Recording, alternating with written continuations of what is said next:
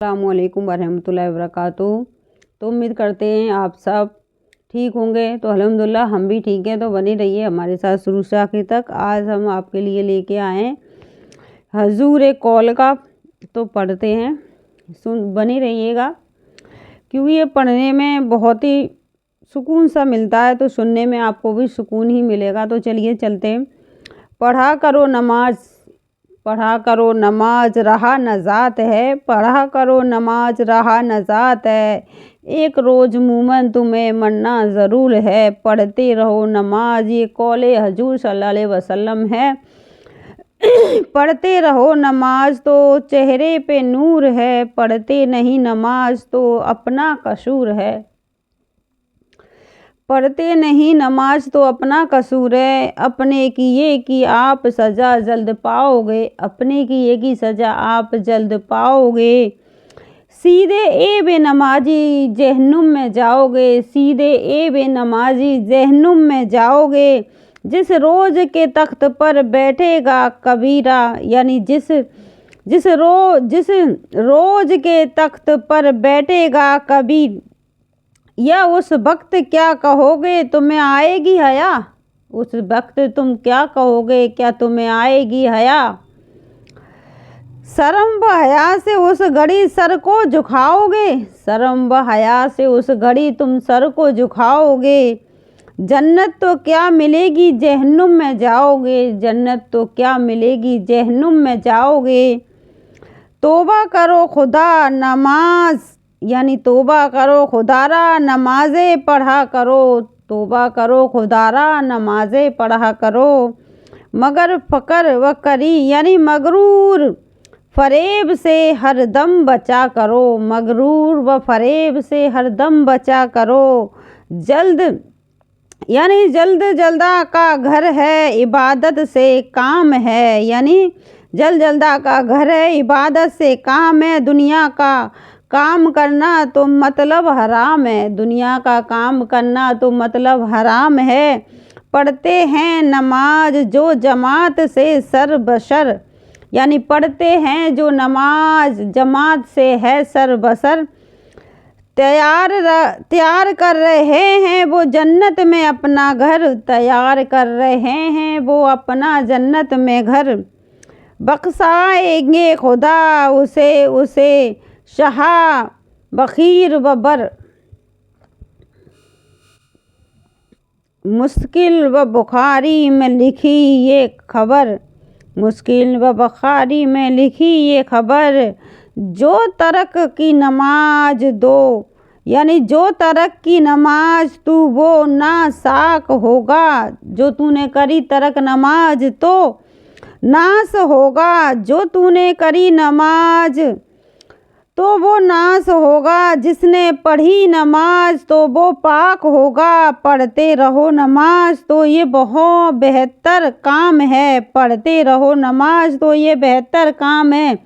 दीन और रसूल पाक का इससे क़याम है, दीन और रसूल पाक का इससे क़याम है। मत खाओ सूद खाना हराम है, मत खाओ सूद खाना हराम है। बस ये दुआ मेरी खुदा सुबह व शाम है, बस ये दुआ मेरी खुदा सुबह व शाम है। जितना सुकून नमाज पढ़ने के बाद जो रूह को मिलता है ना, वो सुकून किसी दुनिया की कोई भी चीज़ में नहीं मिलता। जब भी आप कभी भी किसी भी चीज़ से परेशान हो और नमाज़ पढ़ते हो ना, जो सुकून उस चीज़ से मिलता है नमाज़ पढ़ने के बाद, हमारी रूह को एकदम इतना सुकून सा मिलता है कि हमने बहुत अच्छा काम किया है। और अल्लाह ताला हमारी परेशानियां भी उस टाइम हल कर देता है। जब हम दुआ नमाज पढ़ते हैं तो अपनी परेशानियों का बयान अल्लाह से ही करते हैं ना। तो पढ़ते रहो नमाज ये कौले रसूल है, तो पढ़ते रहिए नमाज। अल्लाह ताला खुश रहे आपसे, रसूल खुश रहे।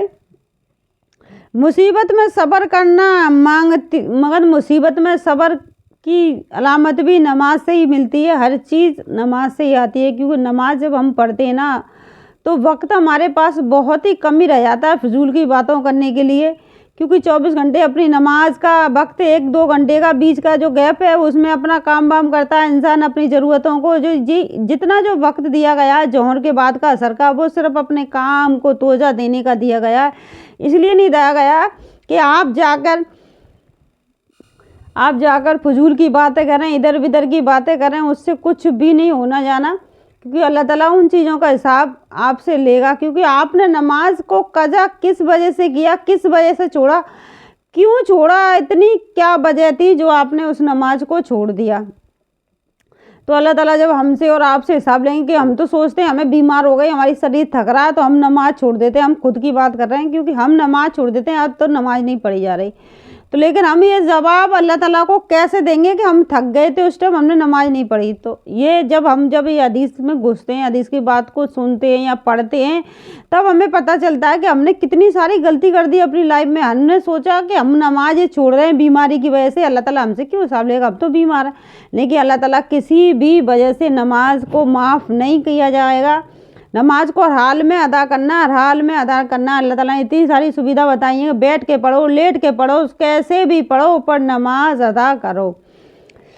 तो कहने का मतलब यही है कि हमसे भी बहुत गलती होती है, क्योंकि इंसान है, हर इंसान से गलती होती है। ऐसा नहीं कि हम बहुत अच्छे इंसान हैं, हमसे गलती नहीं होती, हर इंसान से गलती होती है। लेकिन गलती को मानने वाला ही एक अच्छा मुसलमान है, क्योंकि वो जीते जी अपनी गलतियों को मान ले, अल्लाह से तौबा कर ले, अल्लाह से इस्तिग़फ़ार ज़्यादा से ज़्यादा तौबा करे। तौबा करने का मतलब ये नहीं कि आपने इस्तिग़फ़ार करी फिर दूसरा गुनाह कर लिया।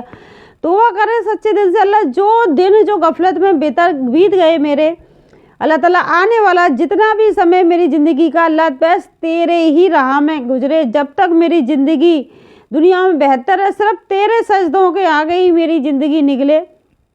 तो कहने का मतलब सिर्फ इतना ही है कि अपनी नमाज में ज़्यादा से ज़्यादा वक्त निकालें, क्योंकि नमाज़ पढ़ें, कुरान की तिलावत करें, तो आपके पास ज़्यादा वक्त बचता नहीं है, क्योंकि काम इतना सारा है ज़िंदगी का। उतना काम करो, अपनी नमाज का टाइम पे अदा करो, तो आपके पास नहीं तो बुराई का, नहीं चुगली चाटी का टाइम नहीं मिलता। आपको वहाँ बहुत मज़ा इसलिए आ रहा होता है कि आपको शैतान वहाँ सहला रहा होता है बुराई की वजह से, कि आए लगा रहे, मेरा काम बनना है और तेरा काम बिगड़ रहा है, क्योंकि तू खुदा से दूर जा रहा है, मेरे करीब आ रहा है, इसलिए मेरा काम बनना है, तेरा काम बिगड़ रहा है, तू लगा रहे इस चीज़ में।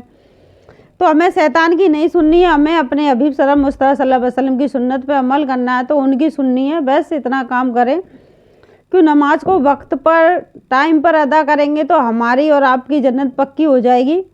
तो कोशिश करना, हम भी कोशिश करेंगे, अल्लाह ताला हमें भी तौफीक दे वक्त पर नमाज पढ़ने की।